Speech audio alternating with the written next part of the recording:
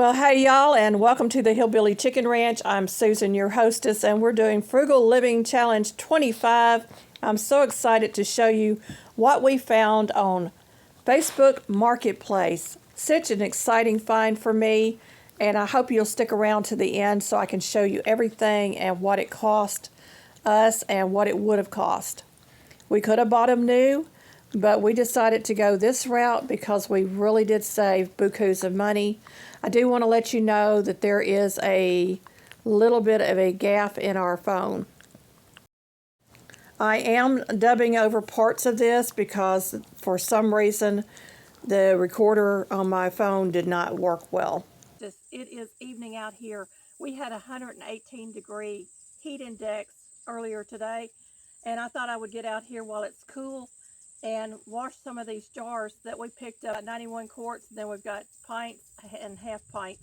So we're set. I've got two buckets sitting down here, one with soapy water, one with clean water. I'm going to do a quick wash and rinse and then allow them to dry, and then they're going to go through our dishwasher over the next few days to get them good and clean. And some of them will not be good for canning with through the pressure canner or the water bath canner, but they will be good for dry goods. All of the lids and the bands are in pretty bad shape, so we're decided we're just going to toss those. I've got plenty of them anyway, but isn't that a blessing? I told y'all I had a big surprise.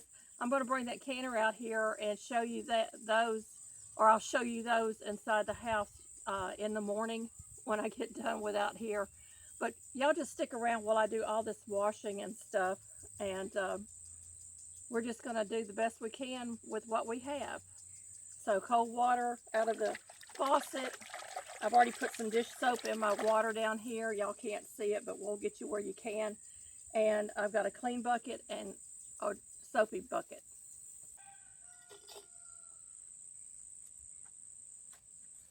As y'all can see, they're quite dirty. They'll probably have to soak a bit.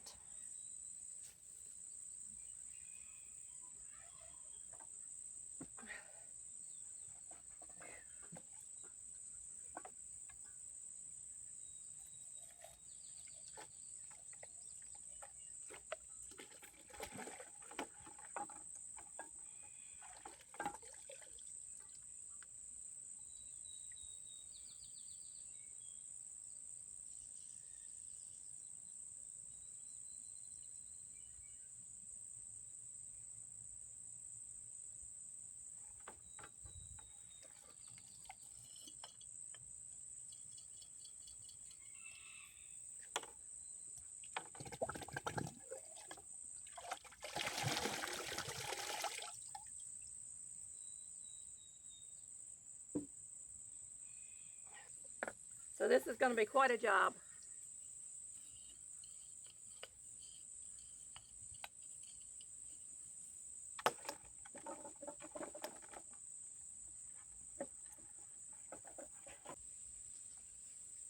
And we'll get these set up where they'll dry, and then I'll tell you how I store my jars, or show you how I store my jars so that they don't get this dirty.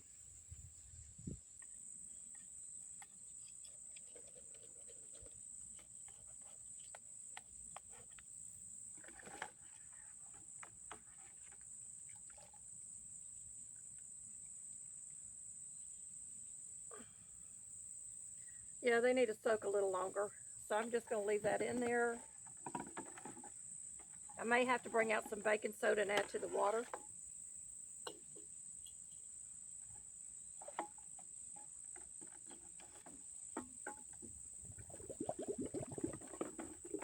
So I'm going to continue to work on these off camera, and then tomorrow I'll show you all the jars out here that have gone through this and how I box them up, and then I'm going to take them into the house, and slowly I'm going to get them through the dishwasher so that they'll be clean for when I'm ready to use them.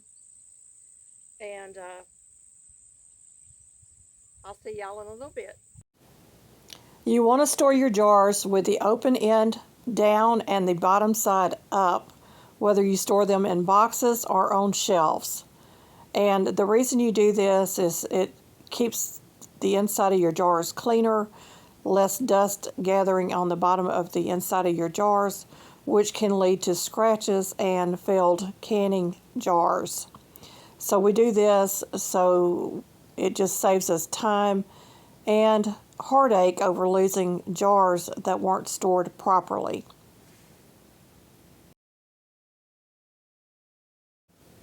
Then I use the long flap first to close my box. Long flap, short flap. Then long flap, and then I fold in the last short flap. Write the word clean on the corner of the box. And then on another corner, I will place a sticker if I have canned goods in here that wouldn't fit on my pantry shelf. That way I know what I have stored in the box. Old bands and stuff that can go to scrap. So we won't be reusing these. Most of them are in really bad shape, so we're not going to use any of that. But that was part of the deal, that it came with the bands. So we also got a lot of pints and some half-pint jars that I will be washing them up as well. So our purchase was $100. She wanted $125 for everything. We got a little bit of a discount. But let me tell you the story behind this. I went on Facebook and I was just flipping through Marketplace and it showed a 16-quart canner for $55 in the box. And I thought, well, I could use another canner. I can always use another pressure canner in case I'm doing it big batches, and I can just kind of rotate them out and not have to dump the water out and do all this other stuff. So I was thinking that. So I contacted her and she sent me back some pictures and she said she had sold the little 16-quart canner, but this is what she had left and the prices that she wanted for everything. And I was like, okay, so I messaged her back. And this is a lesson in patience because I was having anxiety attacks over this. Literally, the devil was attacking me and I was having massive, massive anxiety attacks. So my husband went and bought me the little 16-quart pressure canner at Walmart and we paid $90 for it, y'all. It's brand new and it'll last me probably the rest of my life. But I kept going back and looking and she hadn't taken the ad down. And she hadn't messaged me back. Well, that evening, she did message me back and we went over there and we bought everything she had as is. We didn't ask any questions. We just bought everything she had because canning jars are so expensive. The 22-quart pressure canner on Amazon, the same one, is $132. So that alone was worth spending the $100 for. Um, and I got a lot of jars out of the deal. Y'all saw the jars. I'm going to show you the canning book. I didn't even know Better Homes and Garden made a home canning book. This is from 1973, so it's 52 years old. Unbelievable. Let me flip the page here. And it's got a few recipes in here that I hadn't seen. So I was excited about that. Yeah, 1973. Right down there. 1973. So it had a few recipes in here that I'd never seen before. And of course, she had marked all the recipes that she used. And then I was flipping through the book because I love looking at recipes. And in the back of the book, look at the cover on the back. Beautiful. Was two handwritten recipes. One for banana peppers. And actually it's two more. This one is a 9-day sweet pickle recipe. And this is just a sweet pickle recipe. So, great recipes to have. I love the handwritten recipes. Y'all know that. Always, when you have an older book, check it against the newer books to make sure nothing has changed on the time of canning, etc. Um, People canned with these recipes 52 years ago. Can y'all believe that? So really neat to have. I got two, whoops, I lost something. Two jar lifters, and they're actually in pretty good shape. We've gotten some before that were not in good shape. This is a newer one. This is actually an older one. You can look at the difference. This one's actually heavier duty. We got the debubbler and the measurements for your headspace. And I like having an extra one of these because sometimes you can't find them. We got a funnel. Now, I don't like plastic funnels, but I'll use them for my dry goods. And they come in handy for that. And this is the lid lifter magnet. So that'll come in handy as well. You can also use this as a debubbler in your smaller jars. Now I'm going to pick up the canner, so give me just a moment. It's big, y'all. Water bath canner. The lid's in good shape, and there's a surprise inside. This, y'all, is a milking funnel for when you pour your milk into your jars. This is what the Amish use, and it is aluminum, probably very, very old. Inside the canner, it looks good inside, although the rack is, you can tell it's been well used. I'll probably discard the rack and use one of the racks in my other canners with this because it has lost all its coating and everything. But I'm thrilled. Look at the bottom. Nothing wrong with this canner other than that rack. So this is the water bath canner. This is the 22 quart or 23 quart, I'm not sure, Presto canner.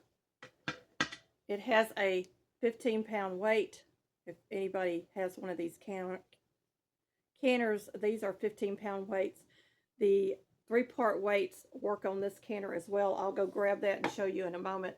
But this one has a gauge on it, so I can keep up with that. Let me set the lid aside. This has been well used. It needs to be washed down really good. But it's got the tray in there. And if I want to stack in this one, I can use the trays out of my other canners to stack in this canner. And you may not be able to see that very well, but there's the arrow there, and it tells you open and close. So this is your vent pipe.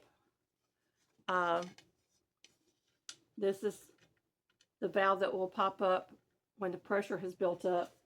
This is the emergency valve that will pop out if you build up too much pressure in your canner.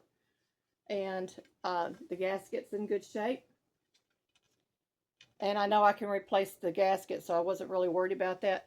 Another thing about buying a used pressure canner is you want to make sure the bottom is not warped. That means that it's been overheated. This one was not warped. It has a good bottom on it. I'll grab that again. I'll just show you the bottom. See, the bottom is not warped. It's flat. So I knew it was a good canner. She said everybody was passing up this big canner, and this is the one she used the most, and I can understand why, because you can stack jars in it. So you could do 2 layers of pints in this, or half pints, and double your processing, what you're processing. So this is absolutely awesome to have on hand. I almost forgot. 15-pound weight, 15-pound weight. See if I can hold them side by side. They look very, very different. This one, these weights pop off. 5-pound weight. 10-pound weight. And when all three of them on there, that's 15 pounds of weight.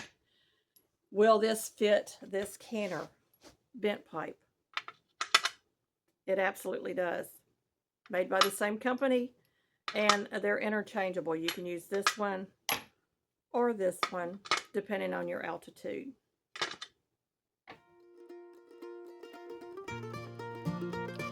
Hey friends, thank you so much for watching my channel.